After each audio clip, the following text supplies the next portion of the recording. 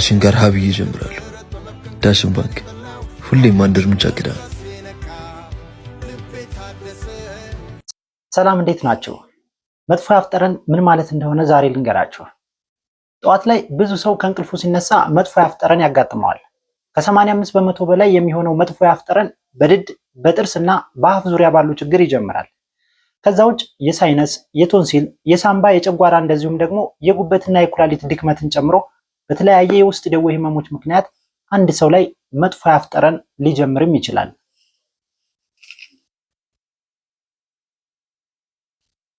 መጥፎ የአፍ ጠረን በህክምናው ሃሎቶሲስ በመባል ይታወቃል። ይህ ችግር በተለያየ እድሜ ክልል ሊጀምር ይችላል። እንደዚሁም ደግሞ እድሜ እየገፋ ሲሄድ አንድ ሰው ላይ መጥፎ የአፍ ጠረን የሚከተልበት እድሉ እየጨመረ ይሄዳል። አንድ ሰው በህክምና የተረጋገጠ ምንም አይነት መጥፎ የአፍ ጠረን ሳይኖረው ነገር ግን መጥፎ የአፍ ጠረን እንዳለው በማሰብ ብቻ ወደ ህክምና የሚመጣ ከሆነ የስነ ልቦና ችግር እንዳለም ያመለክታል። የስነ ልቦና ችግር እንዳለ ያመለክታል። ይህ አይነቱ ችግር ሲኖር በህክምናው ደሉሼ ሃሎቶሲስ በመባል ይታወቃል። በተፈጥሮ ወይም በተጓዳኝ በሽታ ምክንያት አንድ ሰው ላይ በህክምና የተረጋገጠ መጥፎ የአፍ ጠረን ሲኖር ደግሞ በህክምናው ጀኑዊን ሃሎቶሲስ በመባል ይታወቃል።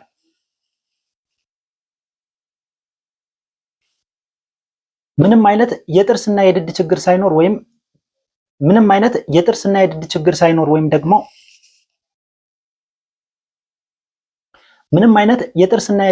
ሳይኖር ወይም ደግሞ ምንም አይነት ተጓዳኝ የውስጥ ችግር በሌለበት ሁኔታ መጥፎ የአፍ ጠረን የሚፈጠር ከሆነ ተፈጥሯዊ ሊሆን ይችላል። ይህ አይነቱ ችግር በህክምናው ፊዚዮሎጂካል ሃሎቶሲስ በመባል ይታወቃል። ይህ የሚመጣበት ሁለት አይነት መንገድና ምክንያት አለው። የመጀመሪያው በአንድ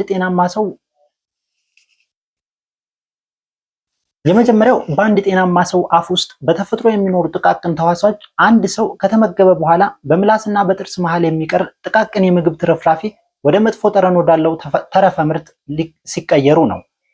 ሌላኛው ምክንያት ደግሞ የምራቅ መጠንና የምራቅ ዝውውር መቀነስ እንደዚሁም በአፍ ውስጥ በቂ የምራቅ መጠን የማይኖር ከሆነ በአፍ ውስጥ ያሉ ጥቃቅን ተዋሲያን አፍ ውስጥ የቀረ ምግብን የበለጠ እንዲብላሉ ስለሚያስችላቸው መጥፎ የአፍ ጠረን ይፈጥራሉ።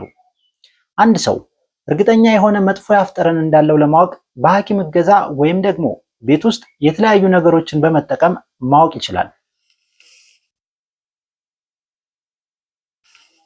ለምሳሌ መጥፎ የአፍ ጠረን አለብኝ የሚል ሰው ለ12 ሰዓት ያህል ምንም አይነት ቅመማ ቅመም የበዛባቸው ምግቦችን ሳይመገብና ለ6 ሰዓት ያክል ጥርስ ሳይቦርሽ የእጁን ጀርባ አንድ ጊዜ በመላስ በምራቁ ካረጠበ በኋላ ምራቁ ሲደርቅ በቦታው ላይ ያለ መጥፎ ጠረን መኖሩን ማረጋገጥ ይችላል።